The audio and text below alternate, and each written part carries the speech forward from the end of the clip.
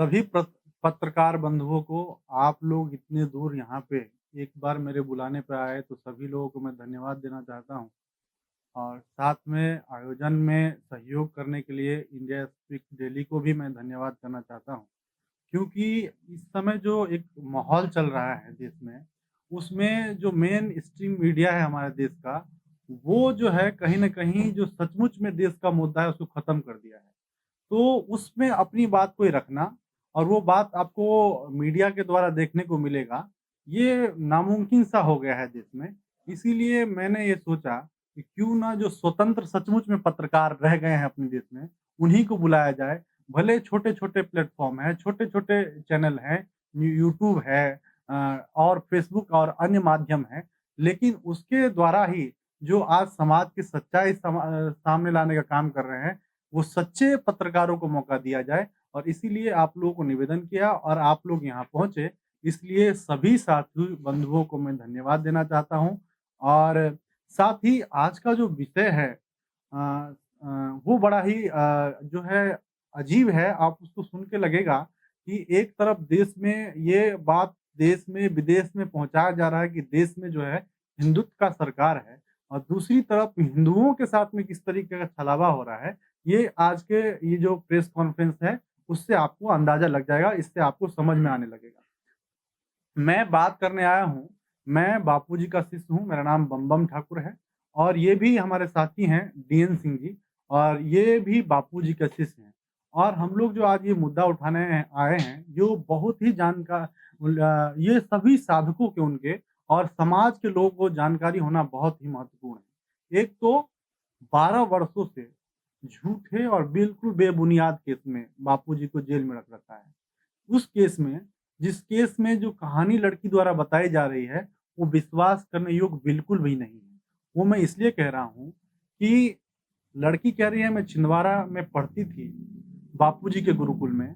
उसके माता-पिताजी शाहजहाँपुर में रहते हैं और वो आई दिल्ली, दिल्ली से गई जोधपुर और जोधपुर में उसके साथ में रेप हुआ और तब हुआ रेप जब उसके माता-पिताजी साथ थे। तो ये बात जो आप हज़म होने वाली लगती है आप लोगों को?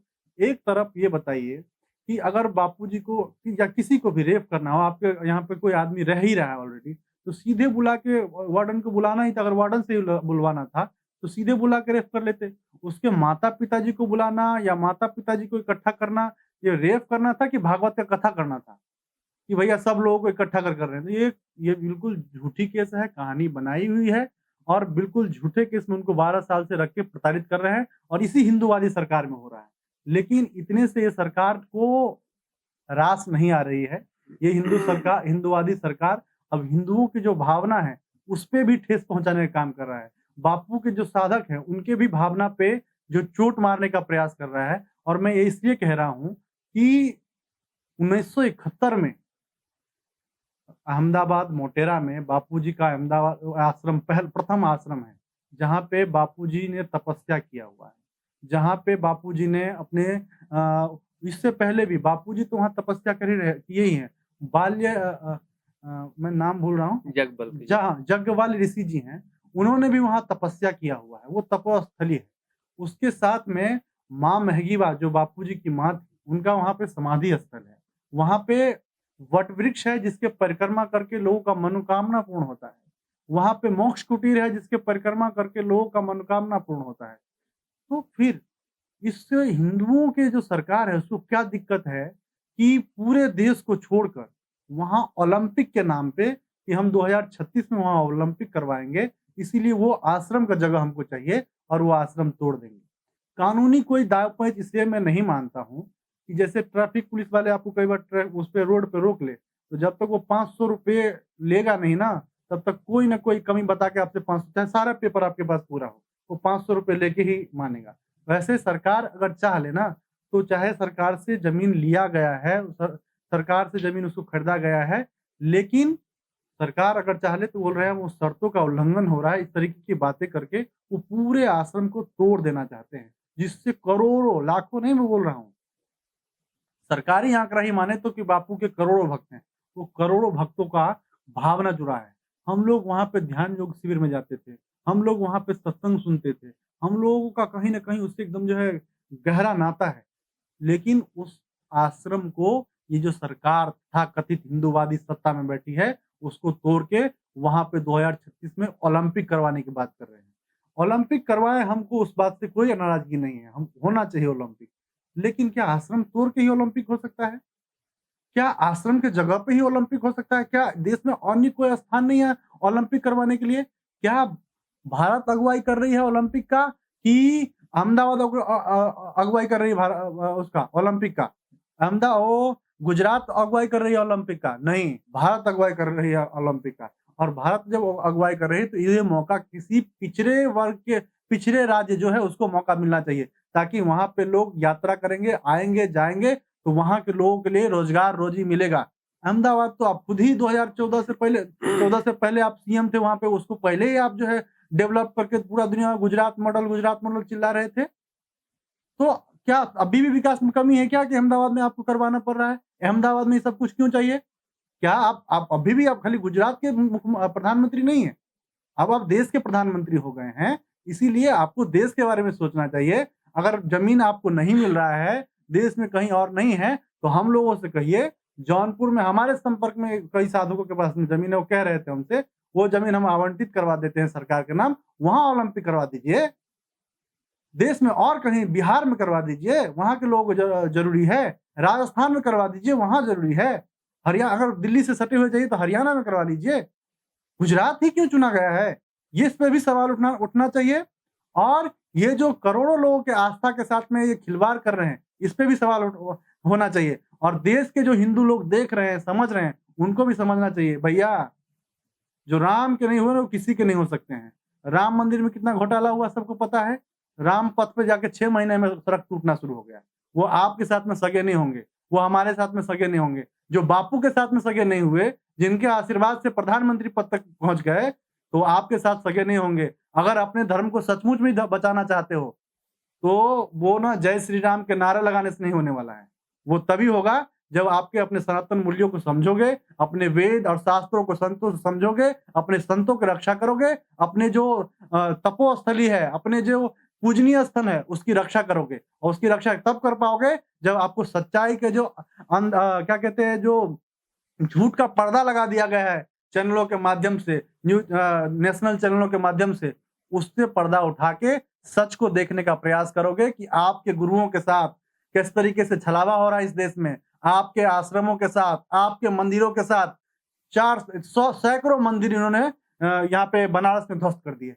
क्योंकि ये इनको मंदिर में, भगवान में आस्था नहीं है, इनको आपके वोट में आस्था है। इनको गाय में आस्था होता ना, तो 10 साल से लंबे अवधि से सरकार चला रहे हैं। उसके खिलाफ कहाँ कानून बनाए हैं, ये आप लोगों से पूछना चाहता हूँ। और बात करेंगे हम हिंदुत्ववादी हूँ। ये कैसा हिंदुत्ववादी है जिसमें गाय की रक्षा नहीं हो सकता, जिसमें गंगा अविरल की बात करते हैं लेकिन गंगा अविरल नहीं हो सकती, जिसमें संतों का रक्षा नहीं हो सकता, जिसमें वेद में इनके आरएसएस के नेता कहते हैं कि वेद में हम सुधार करेंगे। अरे तुम कितने जुम्मा 8 दिन हुआ है वो आए हुए, और हिंदुत्व के तुम इतने बड़े ठेकेदार हो गए कि 5,000 साल पहले नहीं, अनंत समय, सनातन इसलिए कहा जाता है हिंदू धर्म को कि उसका अंत नहीं किसी को पता है। उसको उस वेदों को तुम सुधार करने की क्षमता रखते हो? तो ये अब देश की जनता को मंजूर नहीं है, बापू के साधकों को मंजूर नहीं है कि हमारे संतों के साथ, हमारे आश्रमों के साथ अगर छलावा होगा, तो हम लोग अब चुप नहीं बैठेंगे। ये कोई मतलब है कि आप आश्रम तोड़ दोगे, 7 दिन में आश्रम खाली करो, नोटिस भेज दिए, कैसे खाली कर देंगे? वो कोई ऐसी जगह है कि अब कोई मकान बना के रह रहा है, दुकान बना के रहेगा, खाली कर दें?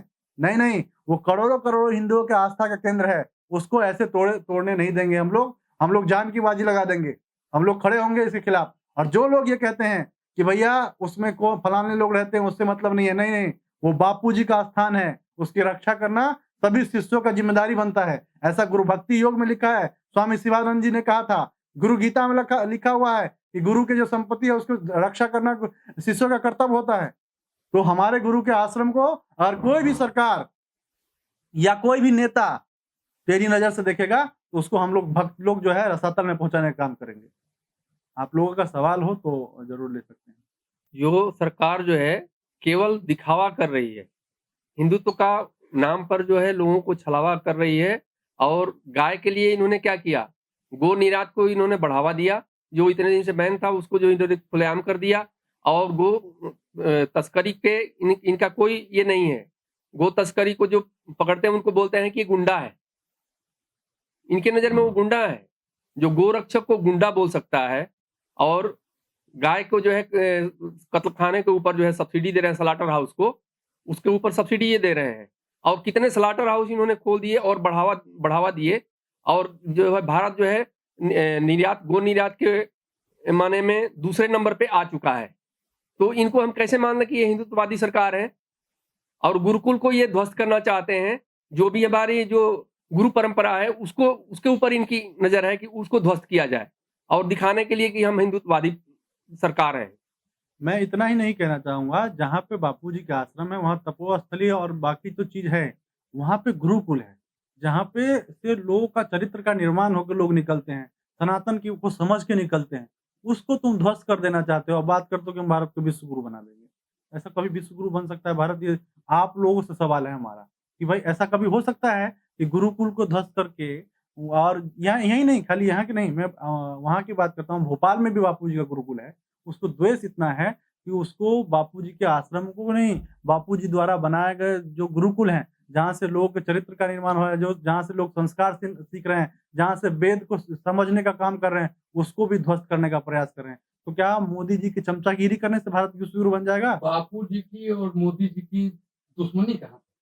देखिए, दुश्मनी जो है ना, कोई दुश्मनी नहीं है। बापूजी संत हैं। मोदी जी आए हैं संतों के उद्धार के लिए, राम मंदिर बना दिया, मथुरा का काम चालू है, काशी विश्वनाथ का काम हो ही गया। अब मोदी जी कौन से संत का उद्धार कर रहे हैं मुझे नहीं पता। अडानी संत नहीं है, आप इस बात को समझिए। अंबानी संत नहीं है, इस बात को आपको समझना पड़ेगा। जो संत हैं उनको जेल में रखने का काम कर रहे हैं। अब देखिए बापूजी का मामला 50 वर्षों से अधिक समय से, तो 1-2 वर्षों का नहीं, 50 वर्षों से अधिक समय से उन्होंने देश में जन कल्याण के लिए काम किए हैं। उन्होंने जो घूम-घूम के सनातन के बीज बोए थे ना, उससे जो अब फल हुआ है देश भर में, उसको काटने का काम कर रहे हैं मोदी जी।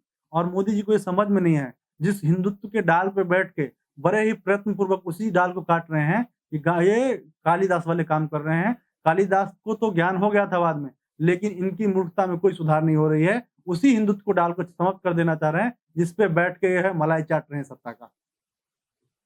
ये जो आश्रम तोड़ने की बात हो रही है, नहीं, बापू की लीगल टीम जो है, बापू के लीगल टीम कोर्ट में ज़रूर कोर्ट गए हैं, लेकिन उनकी भी कितनी भूमिका है, किस तरीके से कोर्ट में रख रहे हैं, किसी के पास जानकारी नहीं है। और कोर्ट में जाने से भी क्या होगा, जब जज साहब लोग इस तरीके से जज साहब के घर पे पैसे पकड़े जाएँगे दिल्ली में और उनके ऊपर कोई मुकदमा नहीं होगा, तो जब तक साथ सरकार से निभाएँगे नहीं वो लोग, तो कोर्ट में होगा क्या? और पक्ष तो बापू का शुरू से नहीं रखा जा रहा है न्यायालय में ठीक से, क्योंकि जो आश्रम में बैठे हुए लोग हैं, वो भी कहीं न कहीं जो मुख्य रूप से बैठे हुए लोग हैं, वो भी इनके दलाल के रूप में काम करते हैं। वो भी बापू को जेल में रखने का काम करते हैं। तो उनसे उम्मीद की ही नहीं जा सकती है कि बापू का पक्ष न्यायालय के सामने अच्छे से रखेंगे और बापू को न्याय मिल सकेगा, चाहे वो आश्रम को बचाया जा सकता है। तो बापू को तो चाहिए कि मोदी जी से मिल के आश्रम को बचा लें। मोदी जी से मिल के देखो, बापू जी संत हैं। कोई मोदी जी का चमचा नहीं कि मोदी जी को जाके जो है देखिए धीरेन्द्र शास्त्री मोदी जी से मिल रहे हैं। धीरेन्द्र शास्त्री का लेवल और बापू जी का लेवल आप एक ही मिला देंगे क्या? धीरेन्द्र शास्त्री जो है आरएसएस पोषित नेता संत बने हैं, वो नए-नए हैं। उनको जो जितना बोल दिया जाता है उस तरीके का व्यवहार करते हैं। कभी कुछ बोल देते हैं, कभी कुछ बोल देते हैं अला-वला। उनको शास्त्र का कोई ज्ञान नहीं है। उनको थोड़ा बहुत चमत्कारी सिद्धि-विद्धि कर लिए हैं। उस सिद्धि से अपने लोगों को प्रभावित कर रहे हैं, लोगों को इकट्ठे कर रहे हैं। अच्छा है, उनका मैं विरोध नहीं कर रहा हूँ। लेकिन उनका लेवल वो बापूजी से आप मत जोड़ दीजिए कि भाई धीरेन्द्र शास्त्री चमचागिरी कर रहे हैं मोदी जी का, तो बापूजी भी चमचागिरी करें। अरे जिस गुरु के आशीर्वाद से तुम इतने बड़े पद पे चले गए हो, जो गए उनके आशीर्वाद से, वो तुम्हारे यहाँ आए। मोदी जी को ज़रूरत है तो आए, अभी भी हम लोग नहीं जाएँगे उनके पास। मोदी जी महिला सशक्तिकरण की बात करते हैं और कौन सी महिला पर आरोप लगते हैं कि महिलाओं का शोषण करते हैं।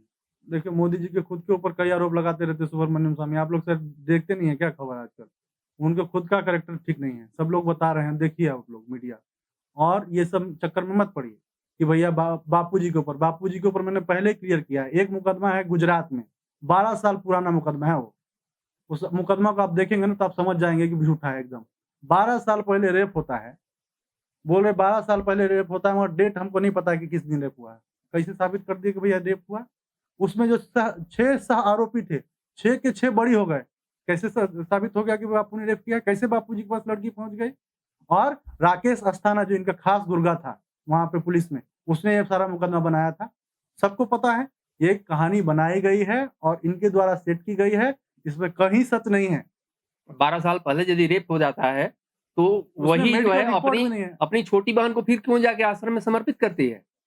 अच्छा, एक सवाल है, मैं लूं क्या? जी, जी, बिल्कुल लीजिए। एक सवाल ये है कि बापू को जो जमानत मिली है चुप रहने की शर्त पे, कि वो बोले ही ना कि आपको अहमदाबाद का आश्रम भी सरकार के ठिकाने पे है, खाली करने का ऑर्डर है, आपको कुछ बोलेंगे ही नहीं, इसी शर्त पे मिला है फिर, तो क्या यही कारण नहीं है? हाँ, बहुत बड़ा ये कारण हो सकता है अनूप जी, बिल्कुल आपका बिल्कुल सही सवाल है कि इनको डर था, अगर ये अहमदाबाद आश्रम टूट रहा है, तो बापूजी को अगर बोलने का अधिकार होता, तो आज बापू चुप नहीं रहते। लेकिन इस शर्त लगा के इनको बापूजी को जानबूझ के चुप कराने का प्रयास किया जा रहा है, ताकि बापूजी बोले नहीं और समाज में इनका पोल खुले नहीं। और जिसका जो है हर तरीके से मैनेजमेंट के लोग भी नहीं चाहते, क्योंकि मैनेजमेंट में जो टॉप अर्जुन जैसे लोग हैं, उनको पता है कि अगर ये सच्चाई समाज के सामने आती है और हम लोगों का भी पोल खुलता है, क्योंकि गद्दारी तो इनमें भी कूट-कूट के भरी है। तो इनको डर है, सरकार को डर है कि हमारा ना पोल खुल जाए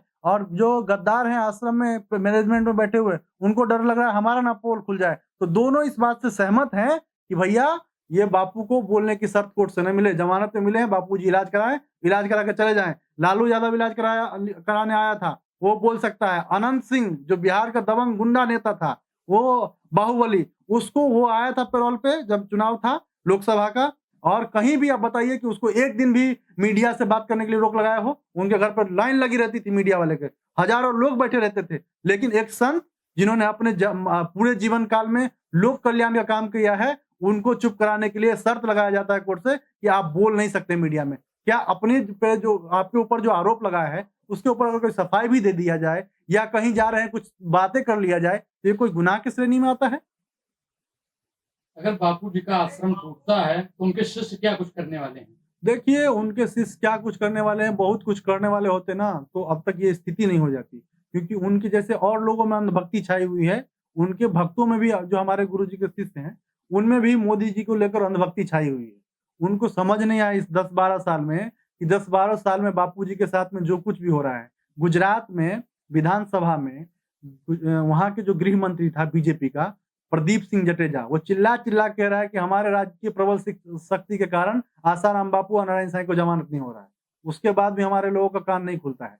मोदी जी कहता है कि बीजेपी में कोई भी बापूजी के पक्ष में नहीं बोलेगा, लोगों का कान नहीं खुलता है, नहीं समझते हैं और नहीं समझ रहे हैं। अभी आश्रम को खुलेआम तोड़ने का काम कर रहे हैं, लोग नहीं समझ रहे हैं और नहीं समझेंगे। और एक नहीं, जो लोग जोधपुर केस में भी और अहमदाबाद केस में भी, दोनों केस में बापूजी को सजा करवा देते हैं, तो भी लोगों को समझ में नहीं आ रहा है। और जो अधिकारी अजय पाल लांबा या जो जज साहब बापूजी के खिलाफ फैसला सुनाने का काम करते हैं, उनको जो है हमारे लोग उसको जो है सरकार सम्मानित करने का काम करता है। और इसी से अंदाजा लगा लेना चाहिए, इसी से समझ जाना चाहिए लोगों को कि ये जो सरकार है, वो कहीं न कहीं हमारे बापू कहीं न कहीं क्या, पूरे तरीके से हमारे बापू के विरोध में है और बापूजी को जेल में रखने का काम कर रही है। इसके खिलाफ साधकों को एकजुट होना पड़ेगा। ये जो अहमदाबाद आश्रम तोड़ रहे हैं, इसमें सभी साधकों को देश में आप लोगों के चैनल के माध्यम से मैं आह्वान करना चाहता हूँ कि अगर आश्रम के सामने अगर कोई बुलडोजर लेके जाए, तो पहले हम लोगों के ऊपर चढ़ाए। ये बात आपको कहना पड़ेगा, तभी अपने आप आश्रम की रक्षा कर पाओगे। जब गुरुजी पे उँगली उठे, उससे पहले आपको खड़ा होना पड़ेगा, तब आप आश्रम की रक्षा की बात कर सकते हो, तब आप गुरुजी की रक्षा की बात कर सकते हो। आप घर में दुबक के खाली माला घुमा लेने से गुरु भक्त नहीं हो जाओगे। राम जी ने विश्वामित्र को जब हवन नहीं करने दे रहे थे, तो राम जी जाके लड़ाई लड़े कि नहीं लड़े? तो आज हमारे जो गुरु भक्त हैं और हमारे गुरुजी के ऊपर अत्याचार अन्याय हो रहा है, तो उसके खिलाफ लड़ाई लड़नी चाहिए, नहीं लड़नी चाहिए, ये आप लोग तय करना चाहिए, साधकों भक्तों ने तय करना चाहिए। अच्छा, एक बात है कि बापू के ऊपर जो पत्रकारों ने पूछा है, तो बता दीजिएगा कि वो पहला केस भी तो था रहती थी उत्तर प्रदेश के गाँव में, आज बोली की और दिल्ली में रात के 3 बजे में एफआईआर लिखी गई और केटी सक्सेना जी का कि टाइम पूरा खत्म हो गया था, रिटायर हो गया था, उसे एक्शन मिला था। बापू के लिए इतना बड़ा षड्यंत्र रखी है, इसी बात है ऐसा एफआईआर किया कभी हुआ है पहले? नहीं, मैंने उनको शुरुआत में ही बताया कि भाई लड़की रहती थी शाहजहाँपुर में और उसका लड़की का जो है वो घर है नहीं घर है शाहजहाँपुर में, पढ़ती थी छिंदवाड़ा गुरुकुल में और जोधपुर का घटना बता रही है। तो मैं ये बोल रहा हूँ कि अगर रेप करना होता तो छिंदवाड़ा काहे जाने, वहाँ का जोधपुर बुलाने की क्या जरूरत है? बापूजी तो देश भर में घूमते रहते थे, उसके माता-पिता जी को क्या बुलाने की जरूरत थी? कथा करना था क्या? ये तो इससे इन लोगों को समझना चाहिए और ये बिल्कुल मेडिकल में बिल्कुल भी प्रूफ नहीं हुआ है। मेडिकल में एकदम साफ है कि भैया उस लड़की के साथ में कोई छेड़खानी नहीं हुई है, उसके साथ में कोई गंदा वो नहीं हुआ है, कोई भी एकदम स्पष्ट है। जोधपुर वाले मामला में कहिए तो, अहमदाबाद वाले मामले में कहिए तो 12 साल पुराना मामला है, उसमें कहीं हो ही नहीं सकता है। और लड़की कह रही है, जो अहमदाबाद की लड़की है, वो कह रही है कि 2001 में हमारे साथ बापू ने रेप किया और 2002 में 2002 में अपने छोटी बहन को मैंने आश्रम में बुला लिया और आश्रम में बुला लिया तो 2003 में उसके साथ में नारायण साईं ने रेप किया।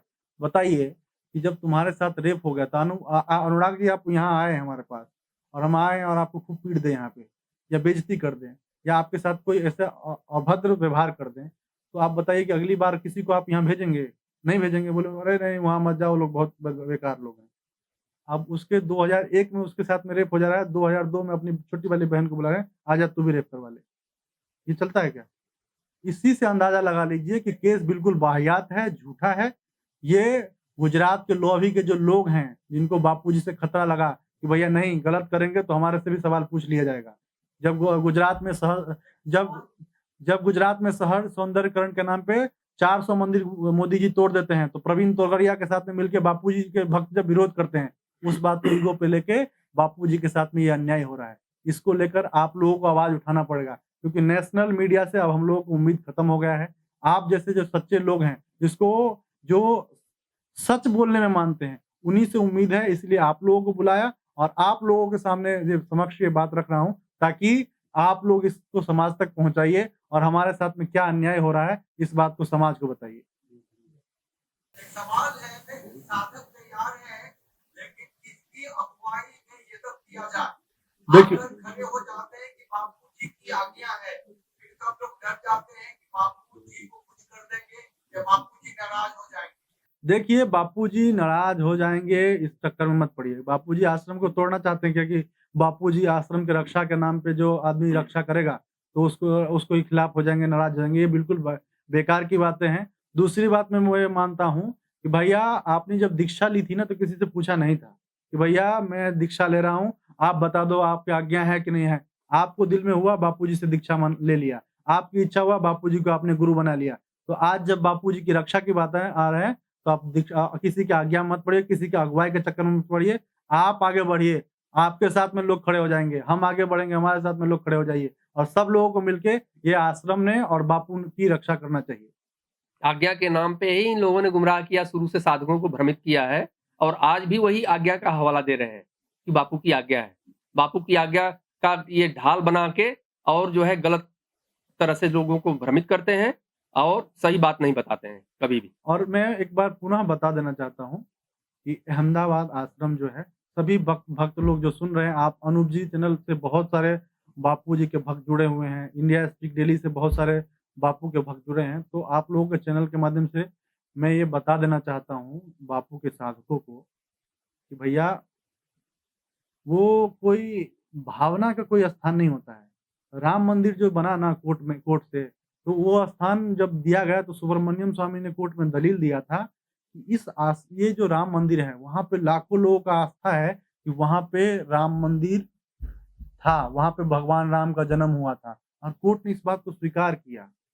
वहाँ पे मस्जिद नमाज़ जो है कहीं और भी पढ़ा जा सकता है, कोर्ट ने माना। ये मोदी जी के दलील से राम मंदिर नहीं बना था।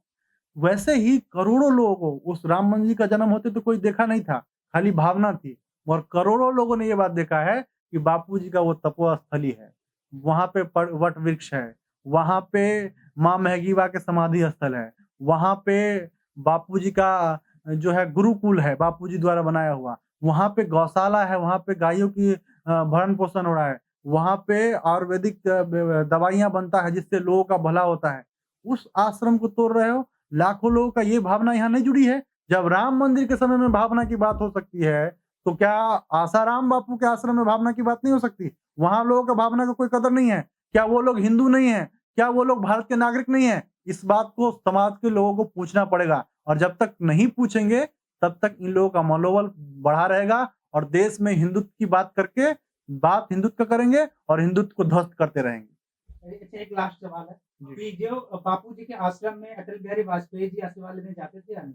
ये अटल जी आते थे, कांग्रेस के भी नेता आते थे, कई बड़े नेता आते थे, बीजेपी के गहलोत आता था, कई लोग आते थे। हमारा जो निवाई गौशाला है राजस्थान में, उसको राजस्थान सरकार ने नवाजा था कि भाई पुरस्कार से नवाजा था कि क्या गाय की पालन पोषण कर रहे हो। तो सब लोग आते थे, आशीर्वाद लेते थे, लेकिन वो लोग जो अपने-अपने ढंग से काम कर रहे थे, किसी के ऊपर कोई दबाव नहीं था कि भाई तुम ऐसे ही करो या ऐसे ही करो। लेकिन बापूजी जब बीजेपी की भी सरकार हो, चाहे कांग्रेस की सरकार हो, पर जब जनता के हित की बात होती थी, आप किसी भी विषय को उठा के देख लीजिए, तब वहाँ बापूजी बापूजी राजनीति करते थे। हाँ, नहीं तब उसपे बापूजी टीका-टिप्पणी करते थे, उसपे बोलते थे। संत जब आदमी को राजनीति नहीं, में राजनीति नहीं करते थे, सच बोलते थे। जैसे गैस सिलेंडर महँगा हो गया था, बापूजी बोले उसपे, कि भैया गैस सिलेंडर हो गया, लोगों को दिक्कत हो रही है, जनता की हक की बात करेंगे ना। संत मतलब क्या? अपने ही दुःख को नहीं, सबके आपके हृदय में जो दुःख आपको जो पीड़ा है ना, उसको भी अपना माने। वो सब में अपने आप को देख रहे हैं, सब में अपने आपा देख रहे हैं। तो किसी को भी कष्ट हो तो उसको अपना कष्ट समझते थे और जब आप किसी के साथ में गलत होता था, उसको गैस महँगा हो जाता था, बापूजी आवाज़ उठाते थे। जब धर्म की बात होती थी, बापूजी आवाज़ उठाते थे। जब किसी और का देश में शोषण होता था, वहाँ पे बापूजी आवाज़ उठाने का काम करते थे। इसीलिए बापूजी को सब मिलके टारगेट किए। धर्मांतरण के खिलाफ बापूजी ने जितना काम किया है, आज के समय में कोई नहीं काम कर सकता है। ये सब खाली गाल बजाने का काम कर रहे हैं। आप चलिए आदिवासी कोटा, कोरबा डिस्ट्रिक्ट छत्तीसगढ़ में वहाँ चलिए, आप चलिए कोटा, राजस्थान, छावनी, उसके बाद में गुजरात में कई मैं नाम जगह का भूल रहा हूँ। आप देखिए ना किस तरीके से बापूजी जो है लोगों के लिए, हित के लिए काम कर रहे हैं वहाँ पे। जो लोग नौकरी नहीं कर पा रहे हैं, जो बुजुर्ग हो गए हैं और वो पैसे के लालच में धर्मांतरित हो जा रहे थे, उसको बोलते तुम जंगल से पलाश चुन के ले आओ, तुम वो हमें आश्रम को दो, बदले में तुम हमसे पैसे लो। जो कुछ उसकी योग्य भी नहीं है, तुम आओ हमारे आश्रम में दोनों टाइम भगवान के नाम पे कीर्तन करो, दोनों टाइम भोजन करो और जाते हुए ₹50 भी ले जाओ या ₹100 भी ले जाओ। अब रेट बढ़ गया होगा, मुझे इन दिनों का नहीं पता। तो वो काम करके लोगों को हिंदुत्व से, धर्म से जोड़ने का काम कर रहे हैं। हिंदुत्व और किसी चीज़ से बचे ना बचे, लेकिन बापू जैसे संत से हिंदुत्व बचता है। कि चीन का दीवार मशहूर है, अमेरिका का डॉलर और भारत के संत मशहूर है, क्योंकि संत ने जो भी लोग आए हैं, सब लोग पैसे कमा लो, बिल्डिंग बना लो, दुनिया कर लो, अशांति कहीं से नहीं मिटती है। अशांति संत के चरणों में आके ध्यान लगाने से, उनकी बात करने। जी, एक आखिरी सवाल पहले से ले लीजिए, एक जी। आखिरी सवाल मुझ से ले लीजिए। जी, पहली बात तो ये है कि धर्म की राजनीति तभी संभव है जब संत जागृत है, संत की बात आप मानते हैं। दूसरी बात कह रहे हैं कि साधक इकट्ठा होकर के आश्रम बचाएंगे, लेकिन मैनेजमेंट तो कोई अपील नहीं कर रही की तरफ से। तो किसी को खबर भी नहीं है कि अहमदाबाद का आश्रम टूटने वाला है, नोटिस आ गई है, खाली करना पड़ेगा। ये कहाँ है खबर? क्या देखो करे साधक? न्यूज़ों में तो खबर है ना कि आश्रम टूटने वाला है और जब तुम ही लोग हम सब लोग मानते हैं कि जो मैनेजमेंट के टॉप के लोग हैं, वो लोग गद्दार हैं। तो उससे उम्मीद क्यों रख रहे हो कि भैया वो हमारे आश्रम की रक्षा की बात करेंगे, वो लोग तुम लोगों को बुलाने का काम करेंगे। तुम उम्मीद ही गलत आदमी से लगा रखे हो, तो तुमको कैसे मिलेगा वहाँ से वो रास्ता? तुम लड़ो, तुमको लड़ना पड़ेगा, हमको लड़ना पड़ेगा, इस बात को समझना पड़ेगा। लीगल टीम तो उन्हीं के पास है। नहीं, लीगल टीम तो उन्हीं के पास रहेंगे क्योंकि सारा अथॉरिटी उनके पास में है, सारी व्यवस्था, सारी सत्ता पे उनकी कब्जा है। लेकिन आश्रम तो बापूजी का है ना, उसकी तो रक्षा करोगे ना। जैसे बापूजी के लिए लोग तमाम तरीके के कोर्ट में अच्छे दलील नहीं दे रहे थे, आप लोगों ने जागरूकता दिखाया।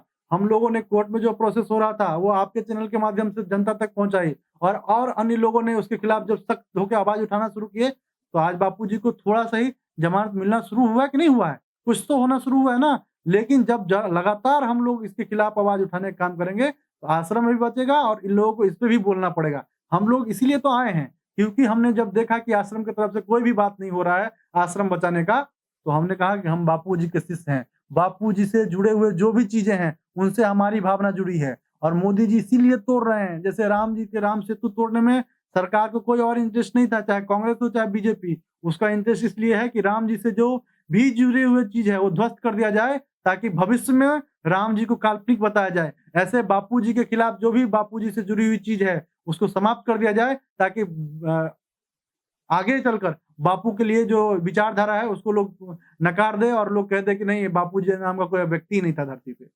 जैसे सरकार जो है दिखाने के लिए हिंदुत्ववादी पार्टी है, वैसे ही हमारी लीगल टीम जो है दिखाने के लिए जो है बापूजी के लिए केस लड़ रही है, लेकिन अंदर से वो षड्यंत्र कर रहे हैं, केस नहीं लड़ रहे हैं। वो ऐसे ही केस लड़ते हैं कि बापूजी अंदर ही रहें, बाहर ना आने पाएँ।